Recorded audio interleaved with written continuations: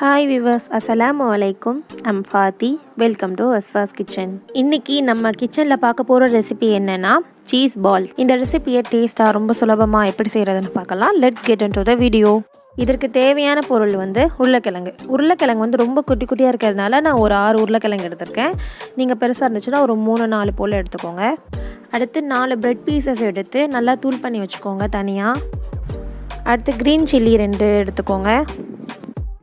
Garam masala 1 table spoon எடுத்துக்கோங்க. இஞ்சி பூண்டு பேஸ்ட் ஒரு 1 டேபிள் ஸ்பூன் எடுத்துக்கோங்க. சில்லி ஃப்ளேக்ஸ் உங்கள் காரத்துக்கு ஏற்ப எடுத்துக்கோங்க. நான் ஒரே ஒரு ஆனியன் எடுத்து அதை குட்டி குட்டியாக கட் பண்ணி வச்சுருக்கேன்.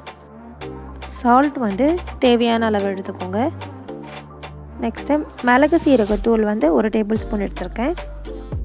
சில்லி பவுடர் 1 டேபிள் ஸ்பூன் எடுத்துக்கோங்க. சீஸ் ஒரு 2 பீஸ் எடுத்து நல்லா சீவி எடுத்துக்கோங்க. அடுத்து ஒரு குக்கரில் வாட்டர் சேர்த்துக்கிட்டு நம்ம எடுத்து வச்சுருக்க உருளைக்கிழங்கு எல்லாத்தையும் அதுக்குள்ளே போட்டு ஒரு 4 விசில் விட்டு எடுத்துக்கலாம்.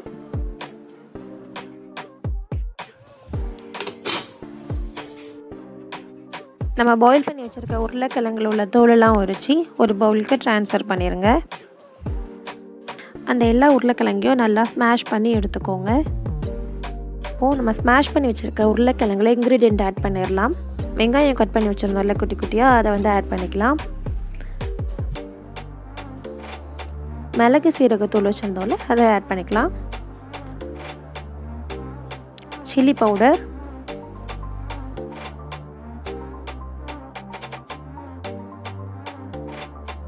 அப்புறம் க்ரீன் சில்லியை குட்டி குட்டியாக கட் பண்ணி வச்சுருந்தோம்ல அதையும் ஆட் பண்ணிக்கலாம். இஞ்சி பூண்டு பேஸ்ட்டு 1 டேபிள் ஸ்பூன் எடுத்து வச்சுருந்தோம், அதையும் அது கூட ஆட் பண்ணிக்கலாம். சில்லி ஃப்ளேக்ஸ் இருக்குல்ல, அதை கொஞ்சம் ஆட் பண்ணிக்கோங்க. காரத்துக்கு ஏற்ற மாதிரி எடுத்துக்கோங்க.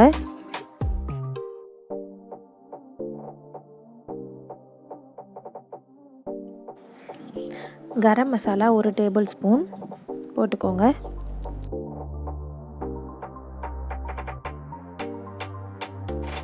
இது நம்ம ப்ரெட் தூள் எடுத்து வச்சுருந்தோம்ல, ப்ரெட்டை அரைச்சி வச்சுருந்தோம்ல, அதில் பாதி தூளை மட்டும் இதில் ஆட் பண்ணிவிட்டு மீதி பாதியை அப்படியே வச்சுக்கலாம்.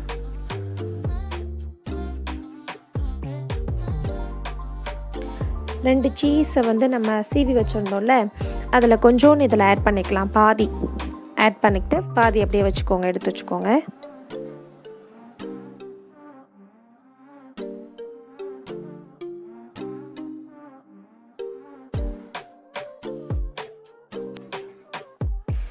சால்ட் தேவையான அளவு போட்டுட்டு இது எல்லாத்தையும் நல்லா மிக்ஸ் பண்ணிடுவோம்.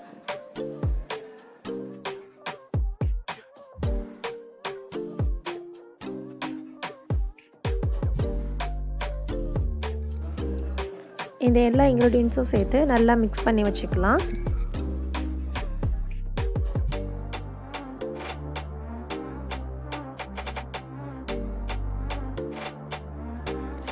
இப்போது அந்த இன்னொரு பாதி சீஸையும் இதில் போட்டு நல்லா மிக்ஸ் பண்ணிக்கோங்க. இந்த பொருள் எல்லாம் இதில் ஆட் பண்ணதுக்கப்புறம் இது ஒரு 5 மினிட்ஸ் நம்ம அப்படியே தனியாக எடுத்து வச்சிடலாம். அடுத்து மைதா மாவு 2 டேபிள் ஸ்பூன் எடுத்து வச்சுருக்கேன். கார்ன்ஃப்ளவர் மாவு 2 டேபிள் ஸ்பூன். இது ரெண்டுத்தையும் ஒரு பவுலில் போட்டுட்டு தேவைக்கேற்ப உப்பு கொஞ்சம் போட்டுட்டு வாட்டர் ஆட் பண்ணி சில்லி ஃப்ளேக்ஸ் கொஞ்சம் போட்டுட்டு அதை ஒரு பேஸ்ட் மாதிரி கலக்கி வச்சுக்கோ. இது எப்படி ரெடி பண்ணுறதுன்னு பார்த்துடலாம். ஒரு பவுல் எடுத்துக்கிட்டு அதில் கார்ன்ஃப்ளவர் மாவை ஆட் பண்ணிக்கோங்க. காரத்துக்கு ஏற்ற மாதிரி சில்லி ஃப்ளேக்ஸ் போட்டுக்கோங்க. நெக்ஸ்ட்டு மைதா மாவு அதில் 2 டேபிள் ஸ்பூன் எடுத்து வச்சது போட்டுக்கோங்க. உப்பு தேவையான அளவு அதையும் ஆட் பண்ணிக்கோங்க. வாட்டர் ஆட் பண்ணி அது ஒரு திக் பேஸ்ட் மாதிரி வச்சுக்கோங்க. ரொம்ப தண்ணி ஆக்கிடாதீங்க. நம்ம ஃபர்ஸ்ட்டு ரெடி பண்ணி வச்சுருந்த உருளைக்கிழங்கு எடுத்து சின்ன சின்ன சைஸ் பால் மாதிரி செஞ்சு வச்சுக்கோங்க. அப்புறம் அது ஒரு வடை ஷேப்பில் தட்டிட்டு சீஸ் கொஞ்சம் எடுத்து அங்கே வெட்டி வச்சுக்கோங்க. அதை நடுவில் வச்சு திருப்பி அதை ஒரு பால் லெவலில் பண்ணிவிடுங்க.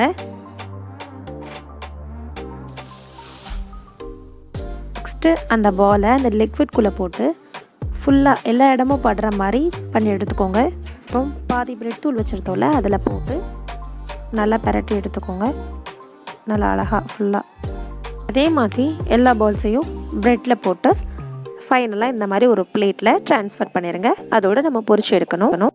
அவ்வளோதான். நெக்ஸ்ட்டு ஆயிலை பாயில் பண்ணி ஒரு பாலாக எடுத்து போட்டு பொரிச்சு எடுக்க வேண்டியதான்.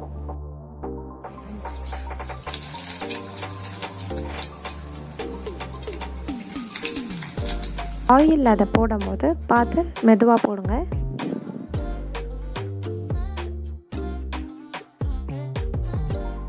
ஸ்டவ்வை வந்து லோ ஃப்ளேம்லேயே வச்சுக்கோங்க. அப்போ தான் நல்லா ப்ரௌனிஷ் கலரில் பொரிச்சு எடுக்க முடியும். நல்லா கோல்டன் ப்ரௌன் கலர் வர வரையும் போட்டுட்டு திருப்பி போடுங்க. நல்லா 2 பக்கமும் வெந்த உடனே அதை எடுத்துடலாம். அவ்வளோதான். இந்த ஸ்டேஜ் வந்ததும் ஒவ்வொரு பால்ஸாக எடுத்து நம்ம தட்டில் மாற்றிக்கலாம். அவ்வளோதான், நமக்கு அழகான கிறிஸ்பியான சீஸ் பால்ஸ் ரெடி ஆயிடுச்சு. எவ்வளோ அழகாக வெளியே கிறிஸ்பியாகவும் உள்ள சாஃப்டாக சீஸ்லாம் வச்சு எவ்வளோ அழகாக இருக்குது பாருங்கள். இதை நீங்களும் உங்கள் வீட்டில் ட்ரை பண்ணி என் கூட கமெண்ட் செக்ஷனில் ஷேர் பண்ணிக்கோங்க. இன்ஷா அல்லாஹ். தேங்க்யூ ஃபார் வாட்சிங். அஸ்ஸலாமு அலைக்கும் வரஹ்மத்துல்லாஹி வபரகாத்துஹு.